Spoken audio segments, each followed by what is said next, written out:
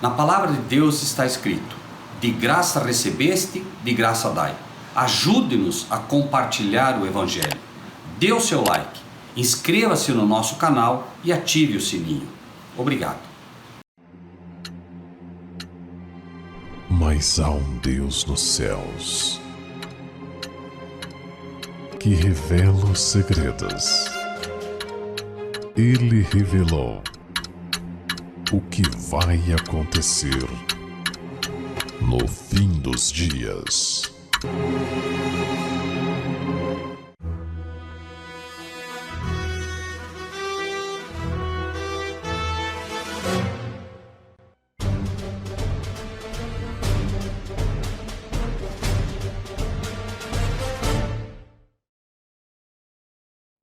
Parágrafo 25 da encíclica. Muitos pobres vivem em lugares particularmente afetados por fenômenos relacionados com o aquecimento, e os seus meios de subsistência dependem fortemente das reservas naturais e dos chamados serviços do ecossistema, como a agricultura, a pesca, os recursos florestais. Todos esses gozam de reduzido acesso a serviços sociais e de proteção. Por exemplo, as mudanças climáticas afetam os recursos produtivos dos mais pobres, que são forçados também a emigrar com grande incerteza quanto ao futuro da sua vida e dos seus filhos. Infelizmente, verifica-se uma indiferença geral perante essas tragédias que estão acontecendo agora mesmo em diferentes partes do mundo. A falta de reações diante destes dramas dos nossos irmãos e irmãs é um sinal da perda do sentido de responsabilidade pelos nossos semelhantes, sobre o qual se funda toda a sociedade civil. Te parece razoável culpar o aquecimento e o meio ambiente como causa de pobreza, enquanto você mora em um castelo, enquanto você usa roupas caríssimas, senta-se em meio ao ouro, rodeado de obras de arte igualmente caríssimas, mantém a opulência de milhares de igrejas igualmente riquíssimas, ao mesmo tempo em que discursa sobre a falta de reação diante do drama de nossos irmãos e irmãs? Não deveria aquele que se diz o representante de Cristo dar o exemplo a todos, tomando a iniciativa? Irá se alegar que ele é humilde e simples? Quantas pessoas humildes você conhece que moram em palácios? E menos ainda, um pobre que ostente uma monarquia rica como o Vaticano? Um discurso assim não coaduna-se mais com o velho refrão da tirania comunista e socialista do acuse-os do que você é, ou ainda das infames frases dos padres do faço o que eu digo e não faço o que eu faço?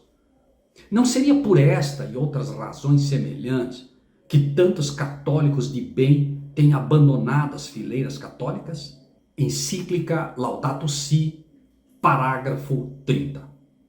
Este mundo tem uma grave dívida social para com os pobres que não têm acesso à água potável, porque isto é negar-lhes o direito à vida, radicado na sua dignidade inalienável.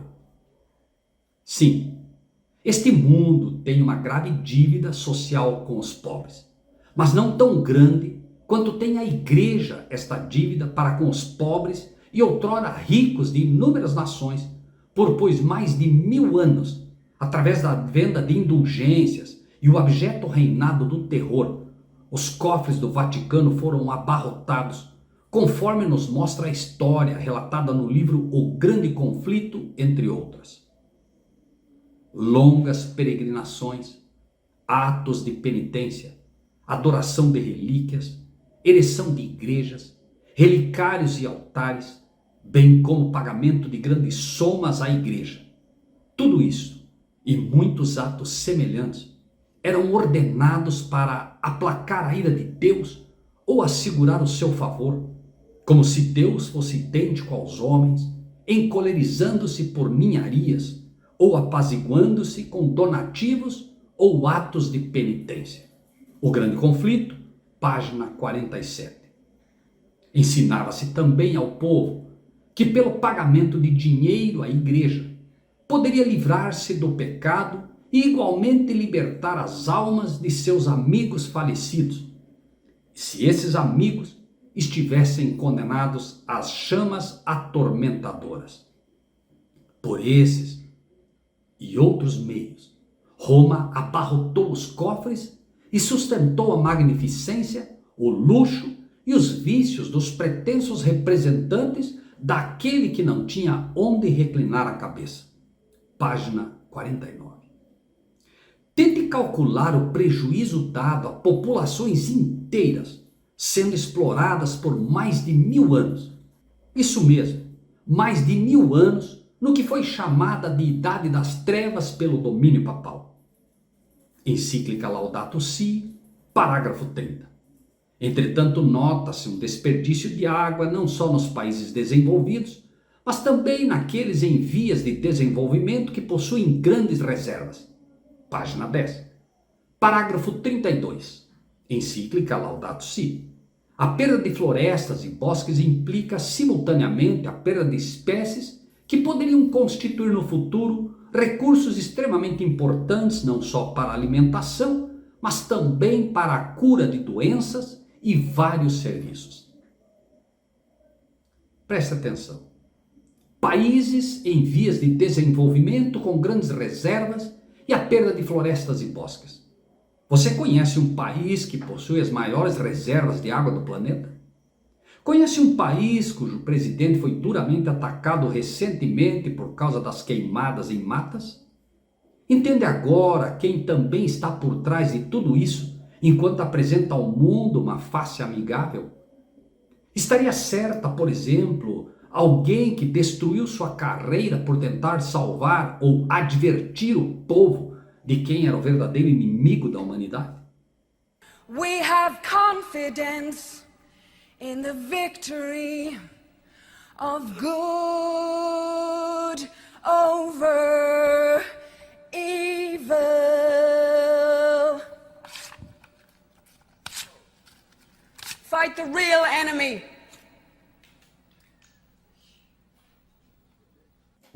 Laudato Si, parágrafo 37. Há lugares que requerem um cuidado particular pela sua enorme importância para o ecossistema mundial, ou que constituem significativas reservas de água, assegurando assim outras formas de vida. Parágrafo 38. Mencionemos, por exemplo, os pulmões do planeta repletos de biodiversidade que são a Amazônia e a Bacia Fluvial do Congo, ou os grandes lençóis freáticos e os glaciares.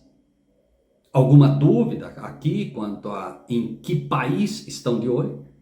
Cuidado particular para o ecossistema mundial, ou como dizer, nós brasileiros não somos capazes de fazer isso. Não somos capazes de cuidar suficientemente de nossas reservas de água ou de nossa biodiversidade. Deixemos que alguém faça isso.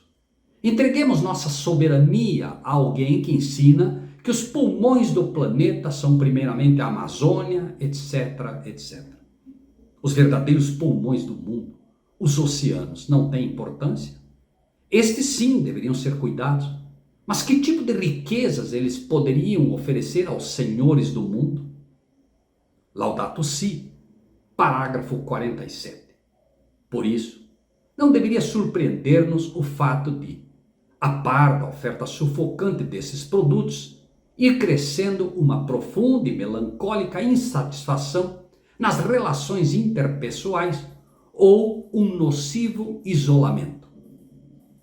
É curioso notar aqui que a encíclica fala de um nocivo isolamento, e já dantes a falta de reação em favor dos pobres, mas não se vê uma única vez, uma única voz papal a favor da liberdade de ir e vir.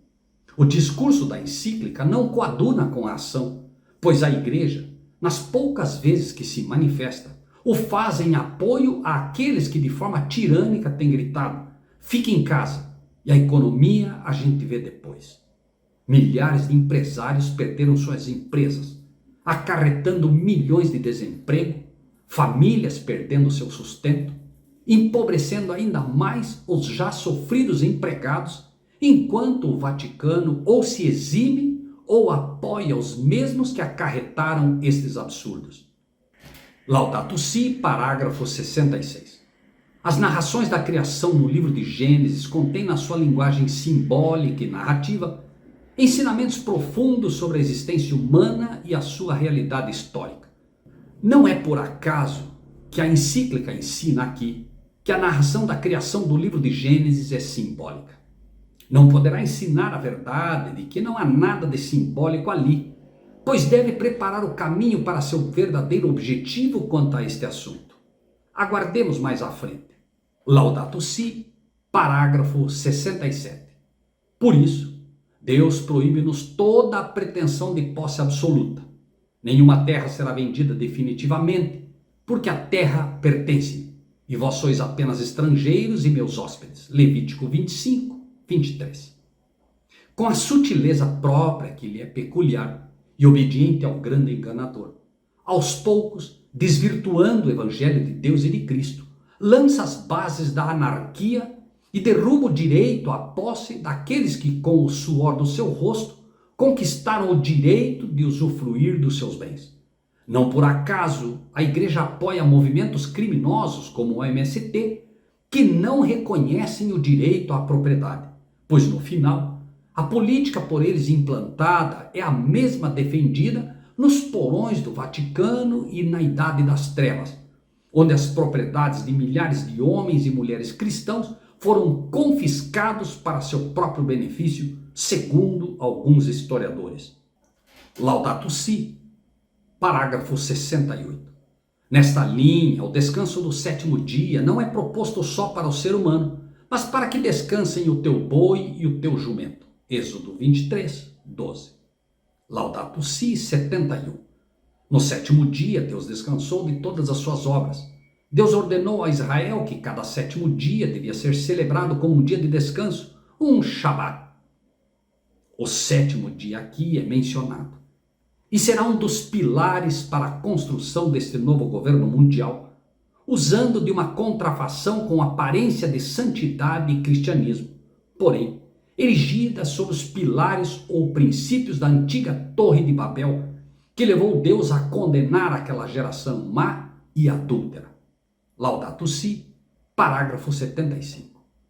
A melhor maneira de colocar o ser humano no seu lugar e acabar com a sua pretensão de ser dominador absoluto da terra é voltar a propor a figura de um pai criador e único dono do mundo. Aos poucos, a verdadeira pretensão papal vai aparecendo, ainda que de forma sutil e imperceptível, à grande maioria das pessoas. Quem você acha que será esta figura de um pai criador e único dono do mundo? Não se engane. A história voltará a se repetir. Veja o que encontramos no livro A Grande Controvérsia, na página 50. Uma das principais doutrinas do romanismo é que o Papa é a cabeça visível da Igreja Universal de Cristo, investido de autoridade suprema sobre os bispos e pastores em todas as partes do mundo. Mais do que isto, tem-se dado ao Papa os próprios títulos da divindade. Tem sido intitulado Senhor Deus, o Papa, e foi declarado infalível. Lembre-se que Papa quer dizer Pai. No mesmo livro, encontramos o seguinte relato à página 58. Uma flagrante ilustração do caráter tirânico do Papa Gregório VII se nos apresenta no modo com que tratou o imperador alemão Henrique IV. Por haver tentado desprezar a autoridade do Papa, o Papa declarou a este excomungado e destronado. Aterrorizado pela deserção e ameaças de seus próprios príncipes, que por mandado do Papa eram incentivados na rebelião contra ele, Henrique pressentiu a necessidade de fazer as pazes com Roma. Chegando ao castelo para onde o Papa Gregório se retirara, foi conduzido, sem seus guardas, a um pátio externo e ali, no rigoroso frio do inverno, com a cabeça descoberta, descalço e miseravelmente vestido, esperou a permissão do Papa a fim de ir à sua presença. O pontífice não se dignou de conceder-lhe o perdão, senão depois de haver ele permanecido 3 dias jejuando e fazendo confissão. E o Papa Gregório, envadecido com seu triunfo, jactava-se de que era seu dever abater o orgulho dos reis. Poderíamos dizer que isso tudo faz parte do passado e que a Igreja se arrependeu de todas estas e outras atrocidades cometidas. Mas não se engane, Roma não muda. Todas as heresias criadas na chamada época das trevas continuam aí. Nenhuma sequer foi abandonada, inclusive a pretensão à divindade, já que o papado assevera categoricamente que a Igreja não erra, não tendo, portanto, de que se arrepender.